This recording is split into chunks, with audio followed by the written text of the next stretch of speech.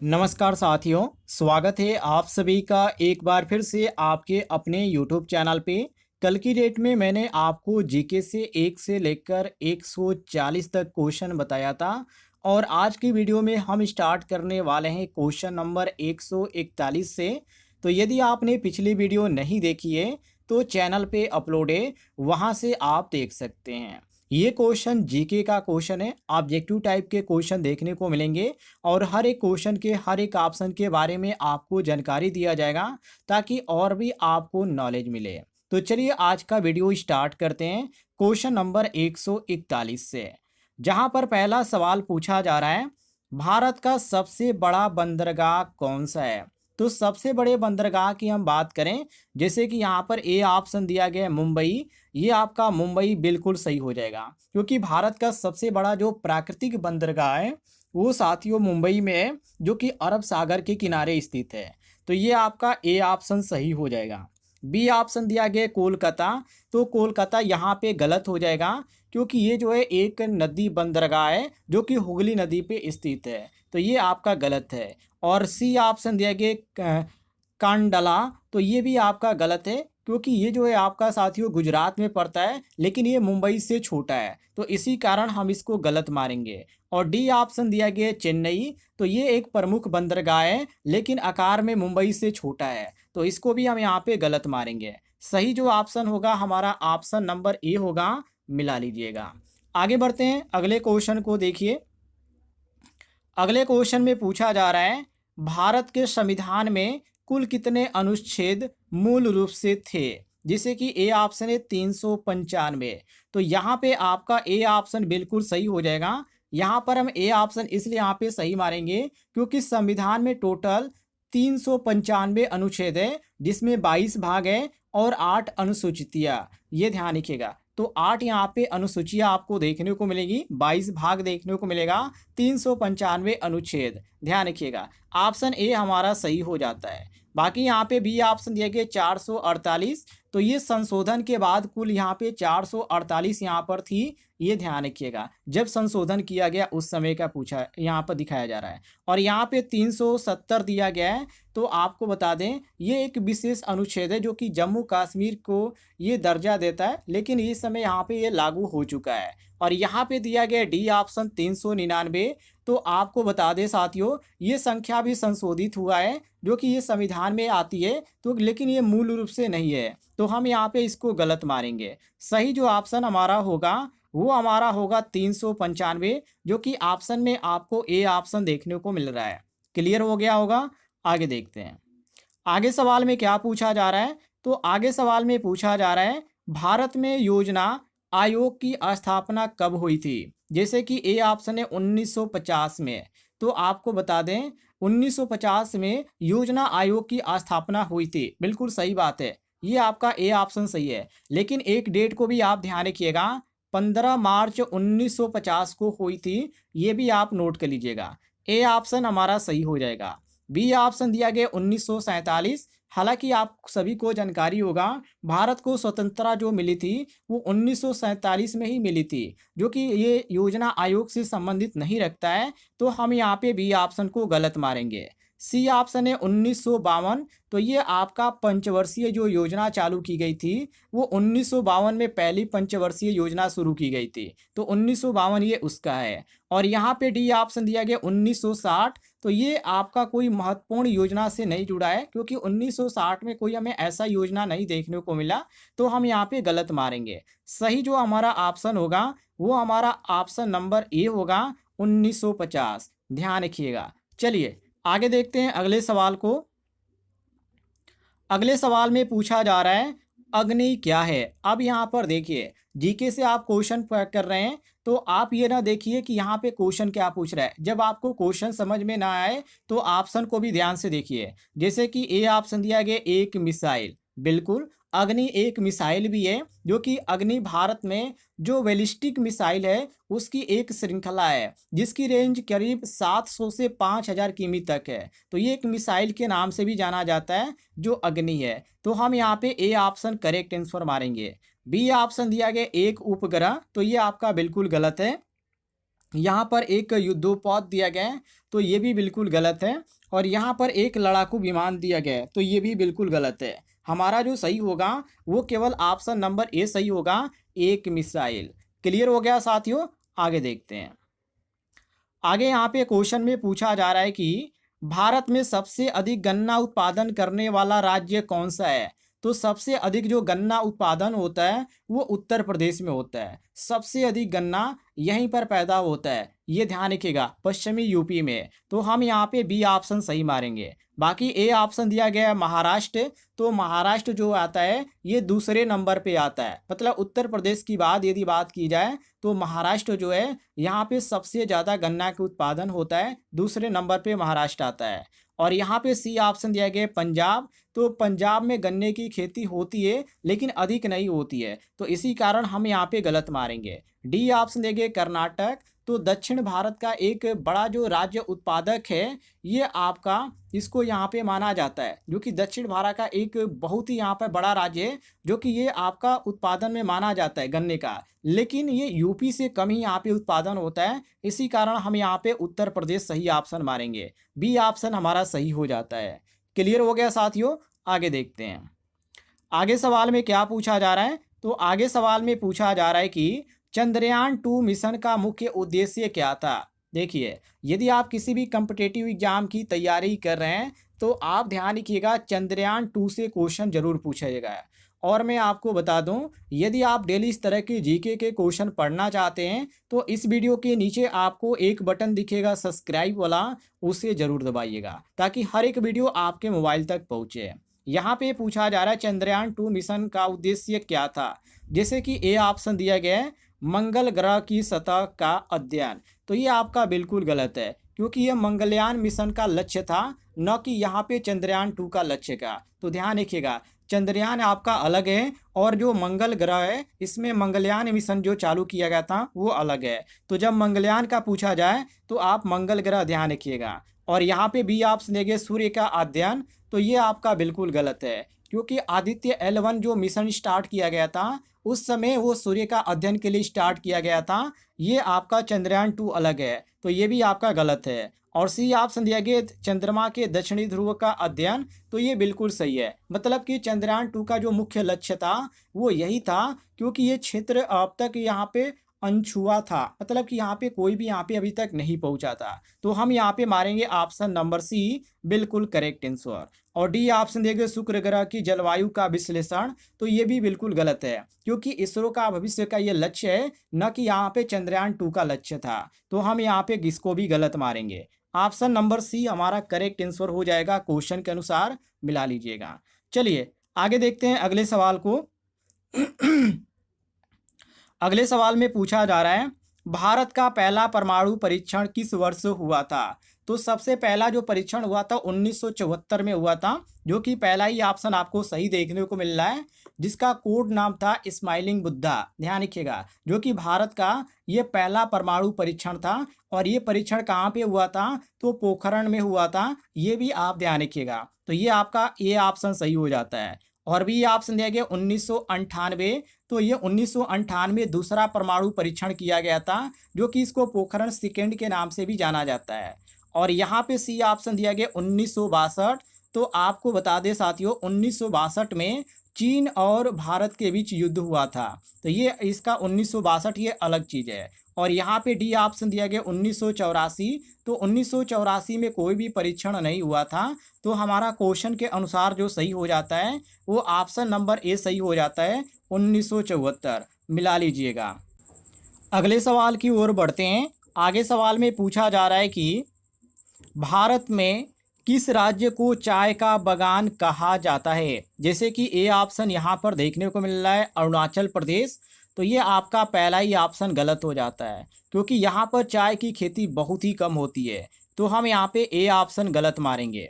B option दिया गया पश्चिम बंगाल, तो ये भी यहाँ पे बिल्कुल गलत है, क्योंकि पश्चिम बंगाल में साथियों दालचीनी जो बोला जाता है ये इसलिए यहाँ पे प्रसिद्ध है। ध्यान रखिएगा, जो कि यहाँ पे कहा जाए तो यहाँ पे जो इसको उपाधि मिली है, चाय की भी मिली है, क्योंकि चाय पे के लिए भी ये प्रसिद्ध है। लेकिन यहाँ पर आपको बता दें, असम से ये दूसरे नंबर पे आता है, क्योंकि असम जो है भारत में, यहाँ पे देखा जाए तो राज्य के ये सबसे ज़्यादा यहाँ पे चाय उत्पादन होता है, जो कि असम राज्य में। तो ये आपको यहाँ पे सी ऑप्शन करेक्ट आंसर देखने को मिलता है। बाकी यहाँ पे मणिपुर दिया गया है, तो मणिपुर में तो यहाँ पे चाय जो होता है सीमित मात्रा में उत्पादन होती है, तो हम यहाँ पे इसको भी गलत मारेंगे। सही ऑप्शन हमारा ऑप्शन नंबर सी होगा, मिला लीजिएगा।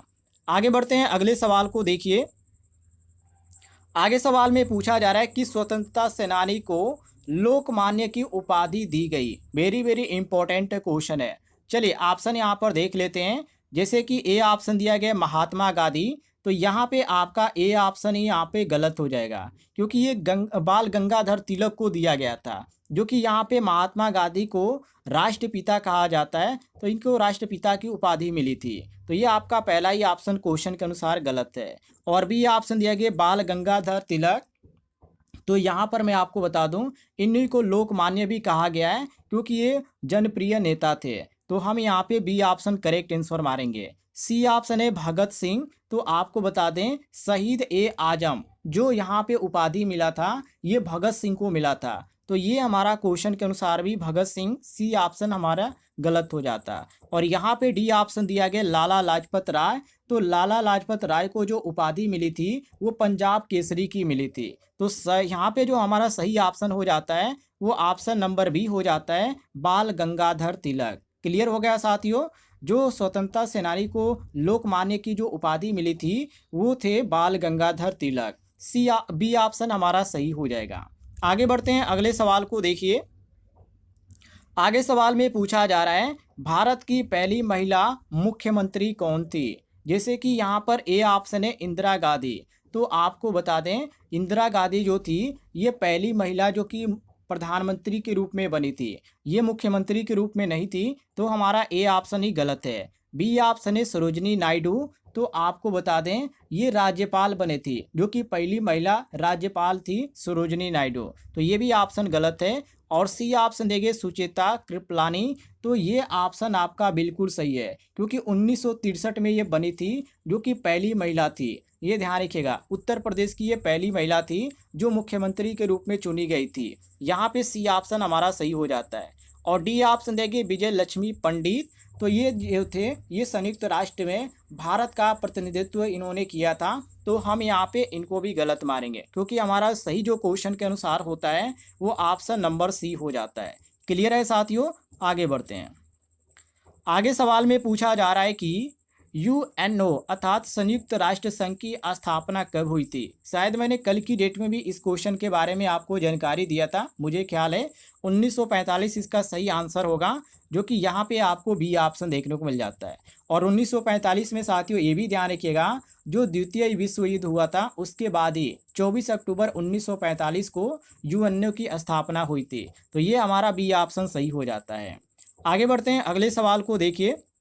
आगे सवाल में पूछा जा रहा है गिर वन्य जीव अभयारण्य किस राज्य में स्थित है। तो यहाँ पे राज्य की बात किया गया है, तो ये गुजरात में स्थित है। ध्यान रखिएगा, ये गुजरात में यहाँ पे स्थित है, जो कि यहाँ पर एकमात्र ये प्राकृतिक आवास यहाँ पे माना जाता है, जो कि गुजरात में स्थित है। और यहाँ पे आपको ए ऑप्शन देखने को मिलता है मध्य प्रदेश, तो यहाँ पे कान्हा और बांधवगढ़ जैसे अभयारण्य है, तो ये मध्य प्रदेश में अलग चीज़ है। और उत्तराखंड यहाँ पे दिया गया है, तो कैबिनेट जो नेशनल पार्क है वो उत्तराखंड में है। और महाराष्ट्र यहाँ पे दिया गया है, तो महाराष्ट्र में ताड़ोबा टाइगर रिजर्व है।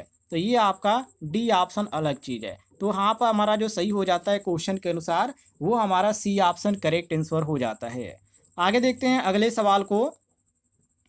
आगे सवाल में पूछा जा रहा है सर्वे भयंतु सुखिन वाक्य किस उपनिषद से लिया गया है। तो उपनिषद की बात किया गया है, तो इस उपनिषद से लिया गया है, जो कि यहाँ पे आपको ए ऑप्शन ही देखने को मिल जाता है। ध्यान रखिएगा, जो कि ईसो उपनिषद यहाँ पर ए ऑप्शन है, ये हमारा करेक्ट आंसर हो जाता है। जो कि ये शांति का मंत्र दिया गया है, ये आपका ये ऑप्शन सही हो जाता है। वैदिक उपनिषद से ये आपका है, ये ध्यान रखिएगा। और यहाँ पे कठोपनिषद है, तो ये आपका अलग चीज़ है, ये ध्यान रखिएगा। लेकिन ये इससे कोई भी यहाँ पे नहीं मिलता जुलता है। हम यहाँ पे केवल ए ऑप्शन करेक्ट आंसर मारेंगे।